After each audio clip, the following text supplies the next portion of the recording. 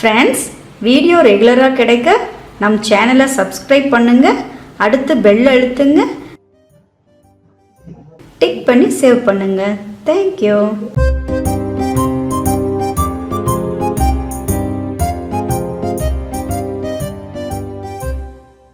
Hello friends, உங்களை எல்லோருக்கும் அன்பான வணக்கம்.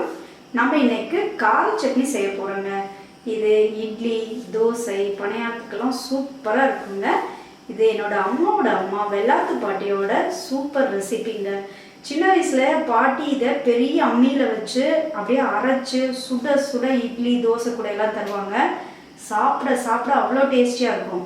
நாங்கள் அதே ரெசிப்பியை திருப்பியும் பாட்டி செய்கிற மாதிரியே ட்ரை பண்ணி பார்த்துருக்கோம். ஆனால் பாட்டி செய்கிறதுல ஒரு 50% டேஸ்ட்டை கூட எங்களால் கொடுக்க முடியல. அப்புறம் பாட்டி என்னென்ன பண்ணுறாங்க அப்படின்னு ரொம்ப மைன்யூட்டாக வாட்ச் பண்ண பின்னாடி தான் இந்த கார சட்னி எப்படி செய்யுதுன்னு கற்றுக்கிட்டோம். அந்த ரெசிப்பியை தான் நம்ம இப்போ பார்க்க போகிறோம். வாங்க எப்படி செய்யலான்னு பார்க்கலாம். கார சட்னி செய்கிறதுக்காக 20 சின்ன வெங்காயத்தை நல்லா கழுவிட்டு தோல் நீக்கி இது போல் கட் பண்ணி எடுத்துக்கிறோங்க. நம்ம சட்னி தான் அரைக்க போகிறோமே அப்படின்னு சொல்லிட்டு முழுசாக போட்டு அரைக்கக்கூடாதுங்க. அப்படி அரைச்சோம் அப்படின்னா பாதி வெங்காயம் ரொம்ப நைஸாக அரைப்பட்டுரும், பாதி வெங்காயம் முழுசாகவே இருக்குங்க. அது சட்னிக்கு கசப்பு தன்மையை கொடுத்துடும். அதனால் கட்டாயம் நறுக்கி தான் எடுத்துக்கணுங்க.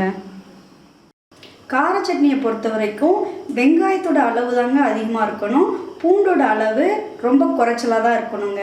20 சின்ன வெங்காயத்துக்கு 5 நடுத்தரமான பூண்டு பல்லை பொடியாக நறுக்கிட்டு எடுத்து வச்சுருக்கோம். பூண்டு கொஞ்சம் அதிகமாக போட்டுட்டோம் அப்படின்னா சாப்பிட்றதுக்கு கொஞ்சம் கஷ்டமாக இருக்குங்க. 6 வரமிளகாய் எடுத்துக்கிறோம். உங்களுக்கு காரம் இன்னும் அதிகமாக தேவைப்பட்டது அப்படின்னா இன்னும் 2-3 வரமிளகாய் எக்ஸ்ட்ரா எடுத்துக்கலாங்க. நான் இங்கே வச்சுருக்கிறது நல்லா காரம் அதிகமாக இருக்கிற மிளகாய். கார சட்னியை பொறுத்த வரைக்கும் நமக்கு அம்மியில் அரைச்ச அதே டேஸ்ட் வேணும் அப்படின்னா மிக்சியில் ஒன்லி விப்பர் பட்டன் மட்டும் யூஸ் பண்ணணுங்க. அதுவும் விட்டு 2-3 செகண்டுக்கு மேலே யூஸ் பண்ணக்கூடாது. அப்போ தான் சூப்பர் டேஸ்ட்டாக இருக்குங்க. இப்போது கார சட்னி செய்யறதுக்காக சின்ன நெல்லிக்காய் அளவு புளியை நல்லா கழுவிட்டு எடுத்துருக்கோம். அதை இது கூட சேர்த்துடலாம். சட்னிக்கு தேவையான அளவுக்கு உப்பையும் சேர்த்துடலாம். கல் உப்பு சேர்த்திங்க அப்படின்னா ரொம்ப நல்லா இருக்குங்க. 6 வரமிளகாய் சேர்த்துடலாம். 1 டீஸ்பூன் அளவுக்கு வெல்லம் சேர்த்துக்கலாம். நம்ம இதையவே மிக்சியில் அரைக்கணும்னா ஃபஸ்ட்டு இந்த 4 ஐட்டத்தை மட்டும் விப்பரில் ஒரு 2-3 செகண்ட் அரைச்சி எடுத்துக்கலாம். கொஞ்சம் கூட தண்ணியே இருக்கக்கூடாதுங்க, அப்போ தான் சூப்பராக இருக்கும்.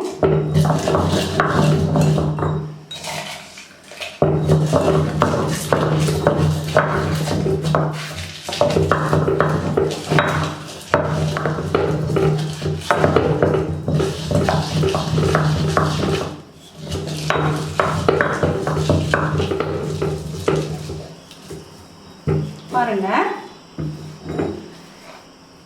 இந்த மிளகாய் புளியெல்லாம் சேர்த்து நல்லா அரைச்சி எடுத்துட்டோம். புளியோட எந்த சக்கையும் தெரியாத மாதிரி அரைச்சிக்கணுங்க. இப்போது இது கூட நம்ம கட் பண்ணி வச்சுருக்க வெங்காயத்தை சேர்த்துடலாம்.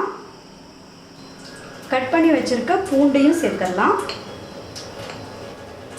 இதையெல்லாம் சேர்த்துட்டு ஒரு 90% மட்டும் அரைச்ச மாதிரி கொண்டு வந்துடலாங்க. இந்த சட்னியை பொறுத்த வரைக்கும் நம்ம அரைக்கிறத விட அந்த இடித்து செய்கிற அந்த மெத்தடுக்கு கொண்டு வந்துடணும்.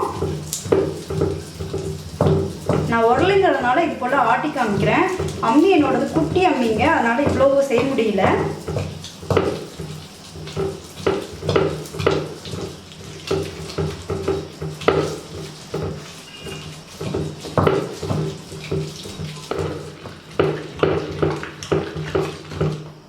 பாருங்க, வெங்காயம்லாம் நல்லா அரைப்பட்டுருச்சு.